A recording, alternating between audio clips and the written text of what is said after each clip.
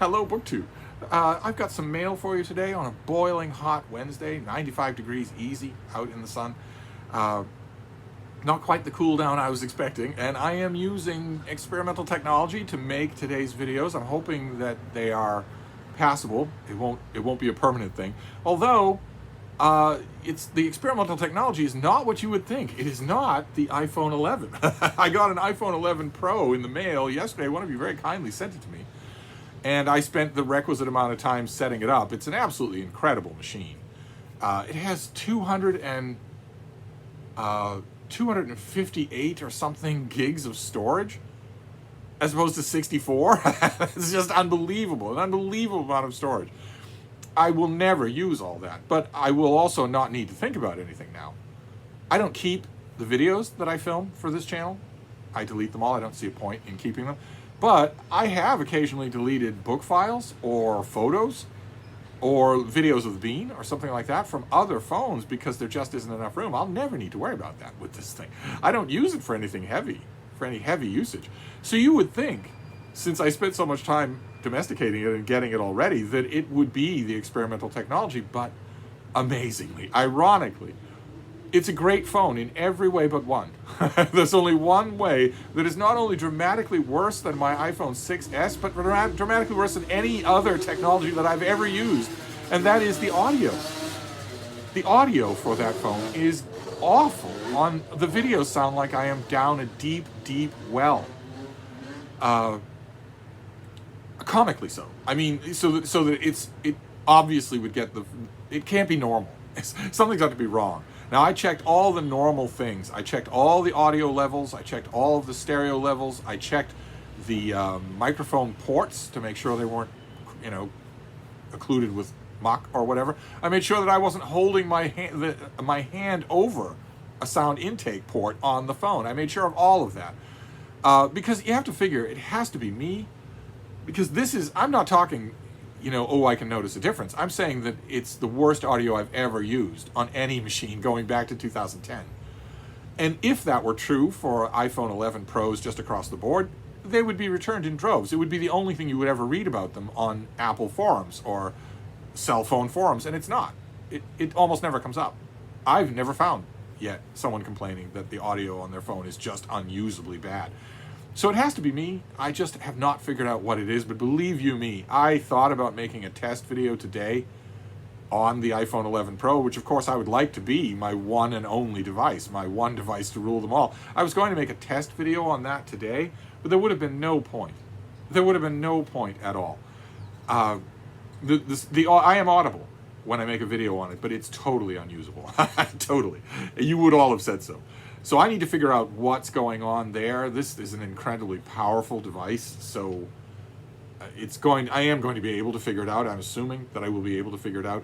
It has no home button, which is really weird. It's the first cell phone I've ever had that has no home button. Instead, the gyroscope inside the thing turns it on when you pick it up. When it's laying flat, it isn't on. When it's down, when it's not in the hand, it's not on. And then when you pick it up, it turns on. That's taking some getting used to. And there are lots of other things that it can do. The cameras have amazing capabilities for sharpness, for different focuses, for different emphases and telephoto stuff. It's an amazingly sophisticated camera setup. But that does me absolutely no good at all with the audio that I'm getting. So I need to figure that out. But I'm still using experimental technology. I'm hoping, I've done a few test runs on this. I'm hoping that this is passable. And maybe has audible audio. We shall see. But let's go through the mail here and see what we have. We have no boxes, but a bunch of packages. And I feel cocky because we've had a lot of success with the mail. Oh, great. Okay, fantastic. This is a finished copy of something that we've already seen and that I have already reviewed, which is always great, always a money in the bank feeling. This comes out at the end of October, and this is Peter Sarris's book, Justinian, his new biography of the Emperor Justinian. Big, satisfying thing from Basic Books. Basic Books has a winter lineup of books like you wouldn't believe, starting with earlier things that we saw, like Bismarck's War, and going right on. Let's read a little bit about this in case you didn't the first time. In the 6th century CE, that's Anno Domini, that's AD, that's dating from the appearance of Jesus Christ on earth. So CE, it stands for Common Era. What makes it common? Oh, Jesus Christ. Why not call it that? Anyway, the Eastern Roman Emperor Justinian presided over nearly 4 decades of remarkable change in an era of geopolitical threats, climate change, and plague. From his capital of Constantinople, he directed armies to reconquer territories that had been lost to Roman power in the 5th century, while also taking on the neighboring superpower of Persia. Most histories of Justinian's reign focus on these military exploits rather than on the unprecedented persecution of religious and sexual minorities that earned him the epithet Demon King. In this book, the author argues that the emperor's achievements were more fundamental and diverse than commonly supposed. Justinian oversaw the formalization of Roman law, creating codes that survived into the Middle Ages and, to this day, form the basis of legal systems across much of Europe. Through his energetic reform program and his energetic self-glorification, Justinian redefined what it meant to rule, establishing a model of active statecraft to which future Byzantine and Holy Roman emperors, medieval kings, and even Muslim caliphs and Ottoman sultans would aspire. Which is a lot. That's a lot going on there, but this is a terrific book. For those of you who are new to the channel, some of you are new to the channel, in addition to being a sexy influencer and a prolific book reviewer, I am also a book section editor for a print newspaper. There aren't many of those. Simple as that. There aren't many. There are all sorts of arts and entertainment editors, but there aren't many dedicated book section editors because most newspapers don't have dedicated books coverage. If your local newspaper, the Sacramento Bee, the Philadelphia, and whatever your B list, your B rank local newspaper is, which is not an insult, right? It's just saying there are only 3 A ones left. There's the Wall Street Journal, the Washington Post, and the New York Times. If you're not that, you're B list, or C list, or lower, depending on your reach and the money and the advertising and the circulation. It's certainly not meant as an insult because the paper that I write for, that I work for, is Big Canoe News in Northern Georgia, which has a circulation small enough so that I could invite them all over for wine and calzone. So I'm certainly not denigrating any paper by calling it a B list, but I'm not talking about the top level here. And all of those B and C list papers, virtually all of them, have almost no books coverage at all.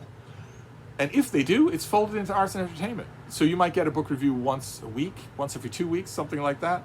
And the folks at Big Canoe News, bless them, decided on a gorgeous 2-page full spread of books coverage, just books coverage. And I'm the editor for that section. And I thought for a long time that I would wait till I had my feet underneath me. And now that I do, I really want that section to be a little bit better known. There is nothing like it in the country. And I don't mean for a paper of comparable size, because there aren't many papers of comparable size to Big Canoe News in the country. Most are bigger. There's nothing, you can go 4 or 5 times bigger, all the way up to the upper reaches, the best of the B list. And you won't find anything like the books coverage in Big Canoe News. There's no one like it. No one's doing anything like it. Until you get to the very top, to the papers of record. So I think, justifiably proud of the book section of Big Canoe News. And one of the tactics that I have taken relatively recently this year, to sort of up its profile, is one that I resisted taking for a long time, which is to do a review myself in every issue. I do a column every issue of new releases for that month. But do a review, a dedicated book review of 800 words that publicists, the publishing world, they're going to notice it. Right now I have I'm far greater known than Big Canoe is. So I thought, as weird and self-serving as that feels, I would do that in order to get more attention to the paper. And it has worked. We won a regional award. And we will win another one this year. It has worked, and I'm going to keep doing it, at least for a little while longer, certainly for the rest of this year. I've only got 2 issues left for the rest of this year. Big Canoe is monthly. And this was the one that I did for our beautiful October issue. I did a full-length review of this biography of Justinian and found a lot to praise about it. So very glad to have a finished copy. That's wonderful. Let's move on here. We had a rather lengthy digression there. We'll try and make up for it here. Oh, how nice. Oh, I swear, the folks at Basic Books are so nice. I did not ask for this. I did not know this was coming. How wonderful. This is the paperback. I never get paperbacks from publishers. They never remember to send them. This is the paperback coming out in the end of October of Andrew Pettigrew's book, The Library of Fragile History. A lovely paperback. How wonderful. We saw this book in advanced copy and also in finished copy. And here, this is what the paperback is going to look like. This is going to be $22 for the paperback of this. I wonder, of course, if I am blurbed on it. That is a natural question to ask. You've got Financial Times on the front with just the single reviewer favorite word, engrossing. Oh, that's it. So just that on the front, and a London Sunday Times and a London Spectator on the back. There's a whole sheet of blurbs here, but I'm not obviously going to be in them, I don't think. The Tablet, the New Statesman, Commentary, the Herald, Financial Times, Publishers Weekly, Book List, Kirkus, Library Journal, Irish Examiner, lots and lots of UK stuff. Not a lot of US blurbs. I'll have to go on Amazon to see if I'm actually blurbed on this in the US press. But this was wonderful. Absolutely wonderful. If I remember, I'll try to remember where I wrote a review of this and leave a link of it. But if you love your local library, if you think they're fascinating, you got to read this. Just got to read this. The hardcover is actually here in this room. So I guess I'll replace it with the paperback.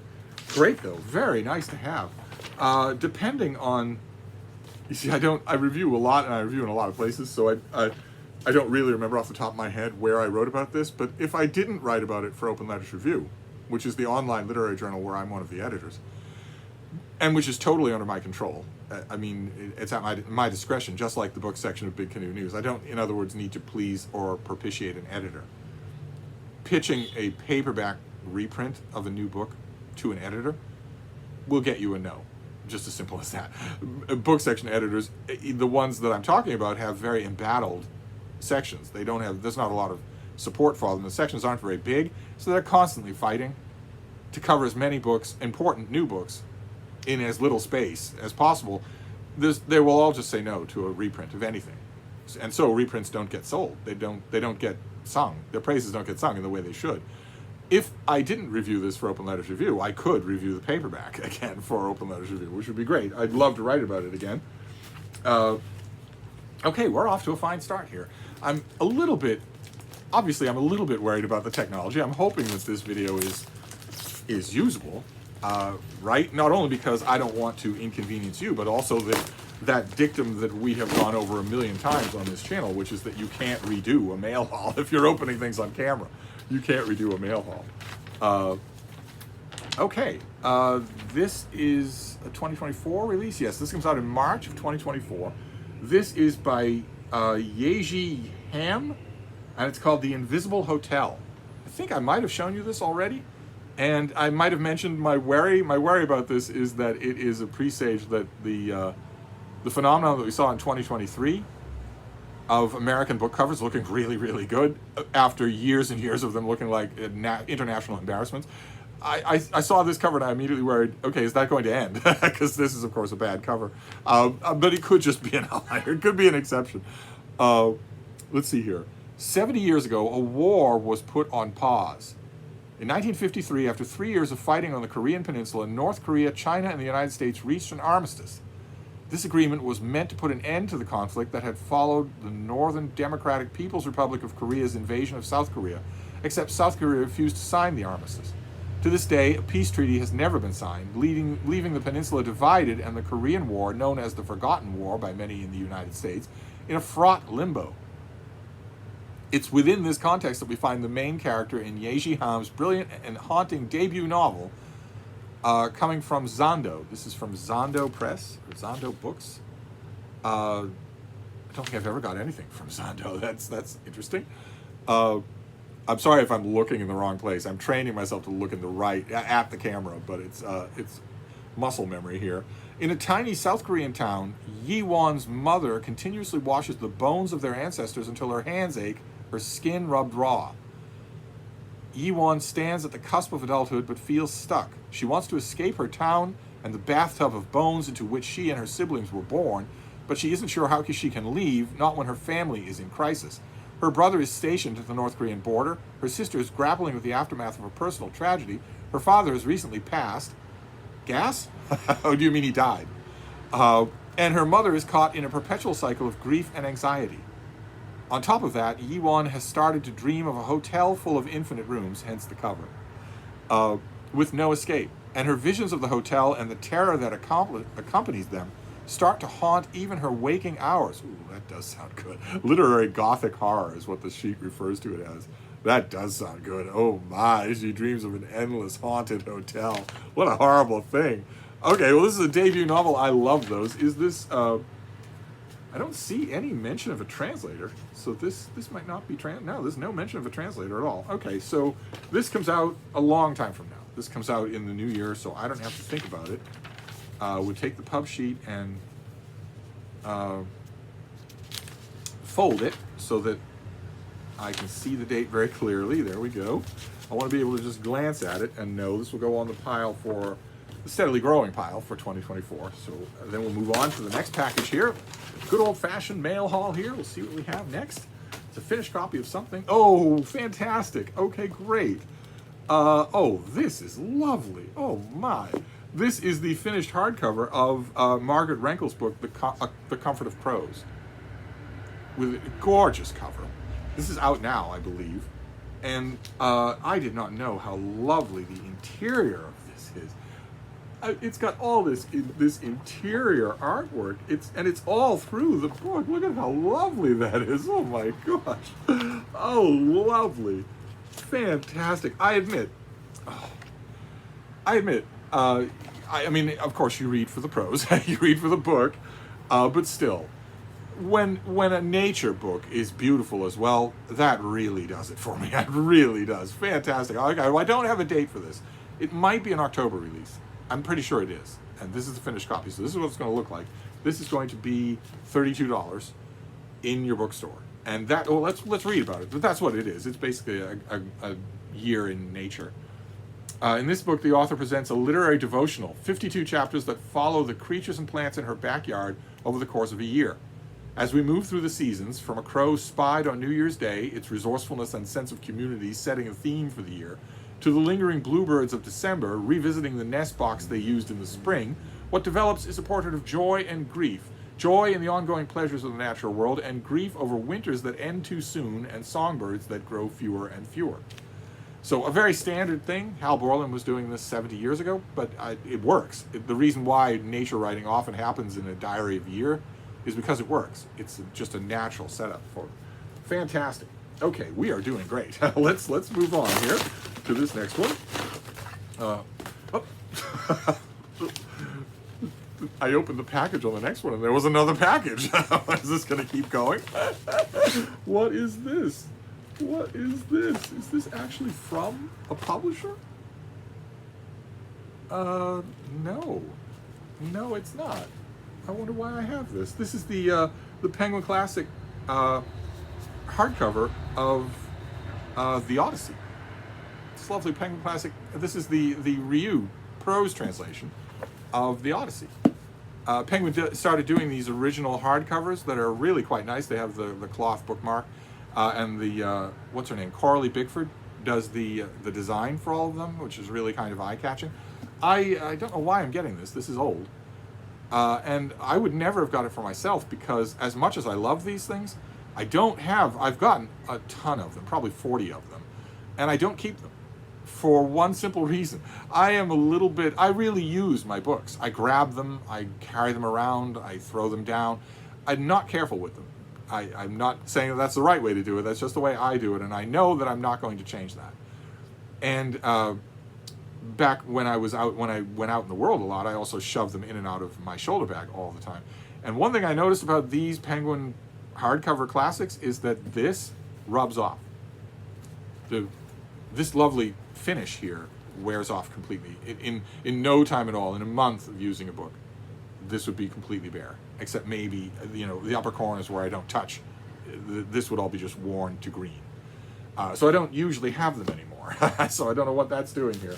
Let's move on here. I should point out though, just while we've got it in front of us, that the Ryu prose translation of the Odyssey is really good. Believe it or not, it's really, really enjoyable. And boy, oh boy, did it earn its keep for Penguin Classics. It was the very first Penguin Classic. And has never stopped selling for it. The whole of that time. The Penguin Classic Revolution was made possible by the fact that they chose A, to reprint a classic work that everybody knows about in a very accessible form. A little mass market paperback that costs you what a sandwich costs. And B, to render that classic in extremely beautiful, accessible prose.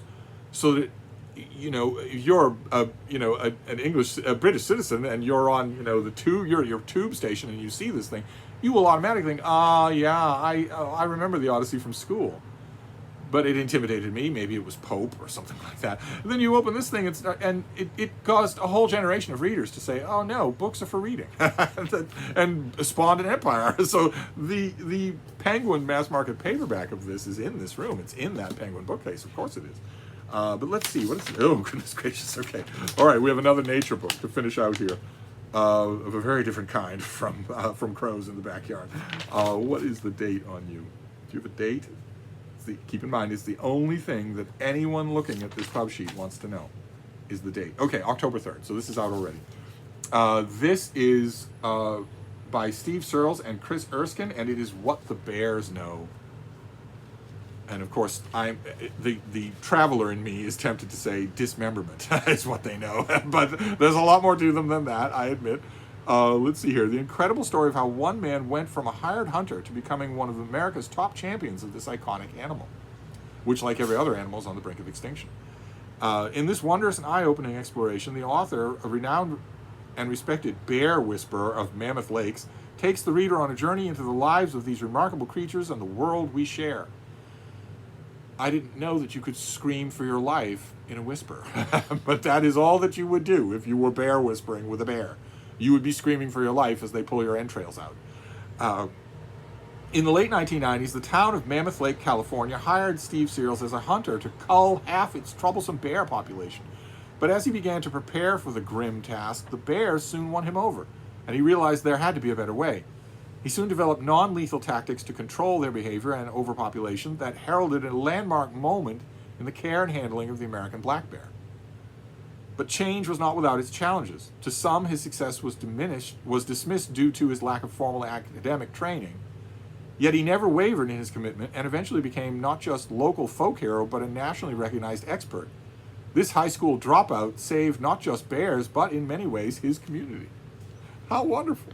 Okay, so I imagine we'll learn a lot about him, in addition to his bloodthirsty favorites. Fantastic. Okay, well, this is out already. I don't know that I ever got an advanced copy of this. I don't remember if I did or not. I don't remember if I have an electronic copy. So this goes on the pile tonight, as well as the Raven book. So it's a lot of nature writing that I'll be reading tonight. So there you go. That's a mail haul where I imagine I'm half the time looking in the wrong place. I'm trying to look at the camera. We have What the Bears Know. They know how to surprise you and rip your eyes off. Then the Penguin Classic hardcover of the Odyssey, of the Ryu Odyssey, a classic in its own right. Very much worth your time. Don't dismiss it because it's prose. The Comfort of Crows, who have not yet been known to rip the face off an innocent sleeping camper. The Invisible Hotel. It's invisible because it's in the mind of our main character in this debut novel. That's from next year. Then we have the paperback release of The Library by Pettigrew and De Wedderwood. Fantastic. I never get paperback releases. That's just great. And finally, the finished copy, the hardcover of Justinian, a big new biography of the Emperor Justinian. One of only 4 or 5 general purpose biographies of Justinian for a general audience in the last 50 years in the United States. So, interesting there right alone, all by itself. Of course, I was invested in the book anyway, because Justinian is a major character in a book that I have never actually stopped writing. I write historical fiction all the time for my own amusement. And usually I doing it for the same reason that anybody writes anything, which is to get to that euphoric moment of writing the end. But there's one novel that I have never actually managed to finish. I just keep going back and writing it over and over again. And it's about the General Belisarius, who was one of the generals that Justinian used in order to reclaim all of those lost Roman territories. It's about him, but Justinian plays a huge part in it, so I got to know him really well. But anyway, that's the mail for today on this wobbly new tech. We'll see if this comes out well. I'm hoping so, because you can't redo a mail haul. Hoping this is at least serviceable. So I'll wrap this up for now, and I'll be back. Thank you, BookTube.